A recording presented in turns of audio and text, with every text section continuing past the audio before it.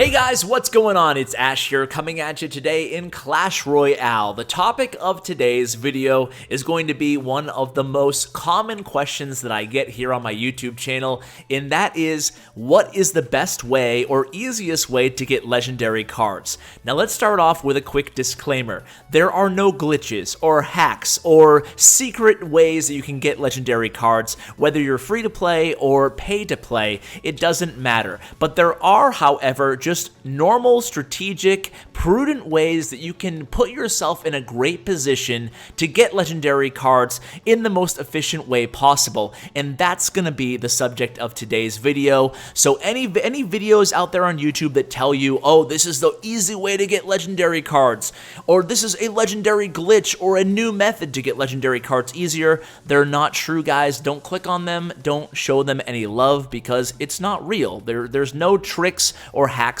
to get legendary cards. So now that that's out of the way, let's go ahead and talk quickly about the different ways to get legendary cards, and then we'll come up with a game plan together to help put you in the best position to get legendaries, even if you're free to play, and really try to identify what your best value is in terms of both your time and your resources. So on the screen right now, you can see the average number of chests for one legendary card. Super magical chest, obviously the best by far in terms of your odds. So 2.14 super magical chests to get one legendary card. Now, the challenge chests aren't pictured here. We're going to talk about those because those are going to be a huge part of our game plan in just a second. But first, I do want to talk about the actual legendary chests and how often they appear. So on the screen right now, you can see the odds of getting a legendary chest in your chest cycle depend on your arena level. So if you're in legendary arena, you get one legendary chest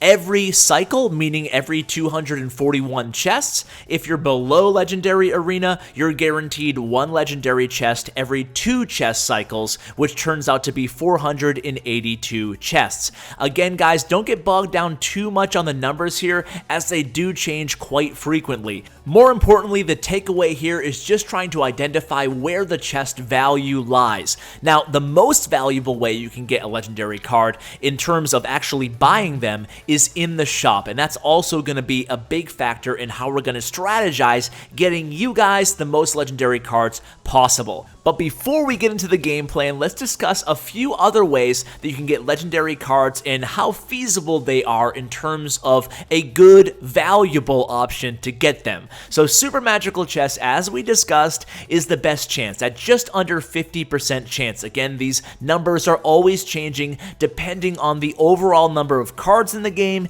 and depending on the number of legendaries in the game. But they are by far the most expensive, and I would not recommend free-to-play players or players who just don't spend a lot of money on the game buy legendary chests outright. They're about $33 each, depending on how many gems you're buying, and it's just not worth it for a little bit lower than a 50% chance of getting a legendary card. Now, conversely, grand challenges, in my opinion, offer the best value for legendary cards in the game, and our strategy will rely heavily on both grand challenges and classic challenges. Now, according to an Orange Juice video that I'll post in the description, there is a 5% chance in getting a legendary card at 5 wins in a grand challenge.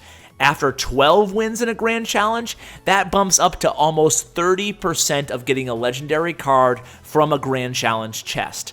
The second part of our strategy will revolve around the shop, as I discussed a little bit earlier. Now, this is one of the best values at unlocking a legendary card because it costs 40k gold, and as a free-to-play player, I would suggest buying one legendary to unlock it unless you have a ton of gold on hand. In that case, you can go ahead and upgrade the legendaries as well, but most likely you're not going to have, 80k gold sitting around where you can just frivolously continue to buy legendaries. My advice would be unlock a legendary if it appears in your shop, and we're going to get to your game plan in terms of how to save up gold and the best way to use your gold and gems. Now, the classic challenge stats, before we get into that, are roughly the same in terms of a cost to reward ratio as the grand challenge. So at 8 wins, you have a 1% chance of pulling out a legendary card. At 12 wins, you have about a 3% chance of pulling a legendary card in the classic challenge. challenge. Now let's get to the actual game plan. So the first part of our game plan is going to be to save. You're going to need to save about 500 gems and about 40,000 gold. That's going to be very important. So once we're in Arena 4, we always want to save and create a baseline of 40k gold and never spend on upgrading cards until you have that 40k baseline. Now, the reason being is because if a legendary shows up in your shop, you're going to want to have that money, that gold, excuse me, to spend to get that legendary to unlock it. It's going to be incredibly valuable to you. We also want to save 500 gems, which is much easier said than done. Now, you can, as a free-to-play player, just by playing battles and opening up your free chests as well as your crown chests, you can get anywhere from 25 to 50 gems as a free-to-play player max a day. So we want to save up 500 gems. Now, that can be a very challenging task as a free-to-play player. So if you can't do it, it's not the end of the world. This is just kind of a fail-safe so that we have enough gems if a legendary chest is made available to us via the special offer in the shop. So the idea here is if it's your birthday coming up or maybe the holidays are coming up, go ahead and ask your parents or grandma or your significant other for a gift card and then keep that as your backup plan in case you're given that 500 gem chest to open up. It's an easy way to unlock legendary cards. So keep that in mind. If you can't do it, again, we're going to talk about other ways to best spend the gems that you do get